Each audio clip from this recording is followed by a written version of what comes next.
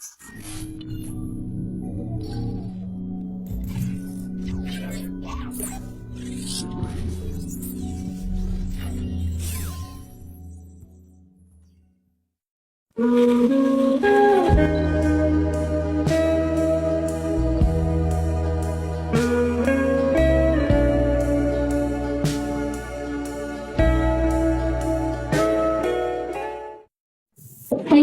hi everyone. I'm Abdullah and welcome back to the Sister Podcast. The shows that teach you more important stuff without making it more is.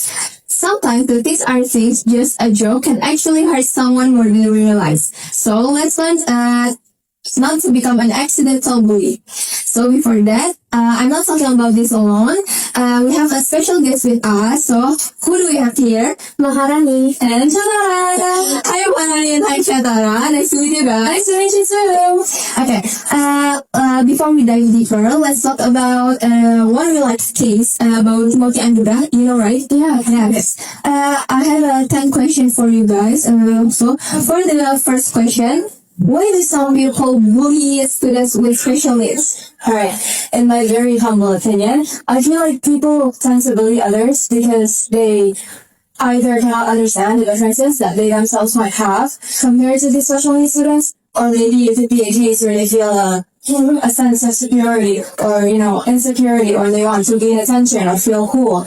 There's like a billion possibilities out there for why people want to do this, but I don't think that any of the possible possibilities that might cause them to do this is like justifiable, because it's an act of bullying and you're hurting someone by doing it, right?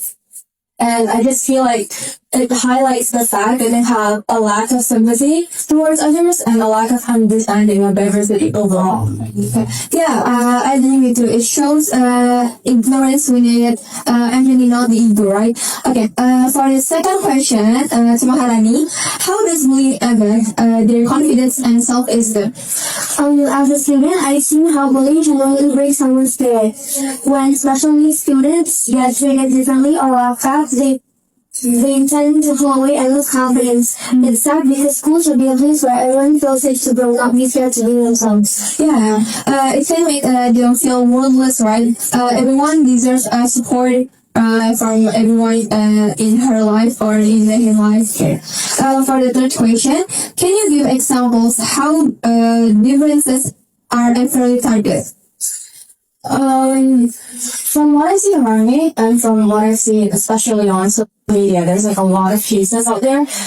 People make fun of the way special needs students move, behave, how they look, and just how they live on their faces, right?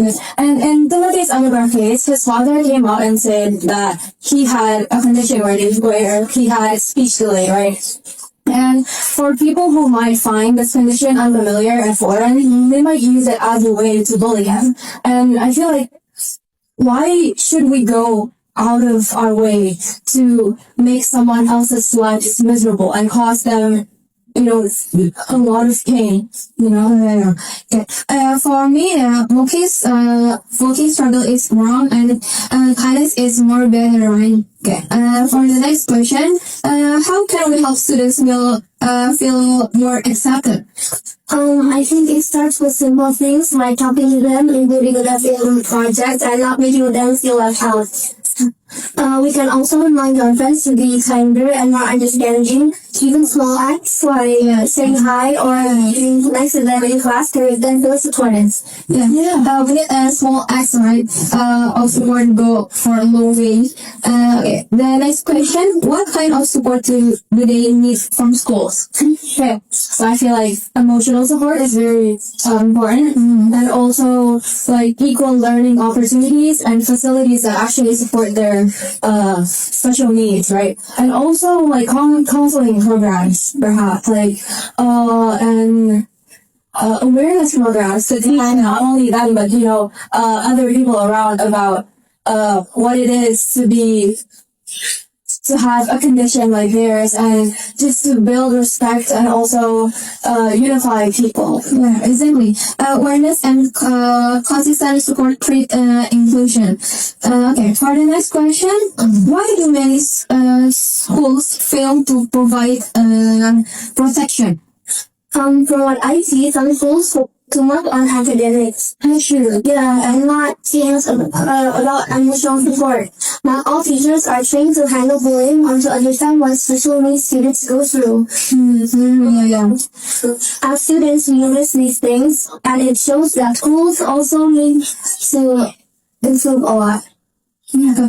School often focus on the academics, neglecting emotional support, like this, right? Okay. For the next question, how can schools build safer environments? Okay, going back to my previous answer, I believe that schools can build a safer environment by actually just paying attention to what the students need, like having clear rules against bullying and teachers who actually know how to handle this type of situations, and just comfortable space where students can express and just feel comfortable to talk. Yeah, like care and small sportive action makes differences. Like For the next question, what does empathy mean, and how can it reduce bullying? For me, empathy means trying to understand what others feel, even if we think differently. If more students practice empathy, bullying would happen less because we think before we speak or act. It helps us treat everyone with kindness instead of judgment. So yeah, empathy helps us treat others better and prevent harm. Okay. For the next question, Shanara, how can students practice inclusion daily?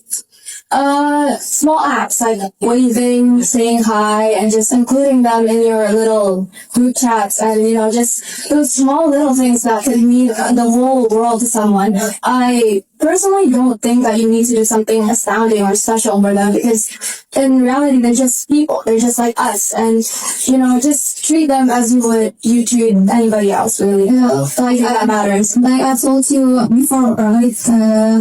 Like simple kindness and fairness. Okay, Maharani. For the next last question, right? What message inspires kindness and change? I just want to remind everyone that kindness really matters. Students, you have the power to make school a better place by including others and standing up for what's right. Change starts with how we treat people every day. Okay, that's a good message, right? Kindness may be simple, but small acts can make a big impact for us. Yeah, sure. Okay. Thank you so much, Shatana and Maharani. I'm so happy because you are here, guys. And thank you so much to you too. That's all for today episode, guys, about Timothy Anugrah. Okay. Thanks for listening, and don't forget to follow for more inspiring stories. See you in the next video, guys. Bye bye. Bye-bye!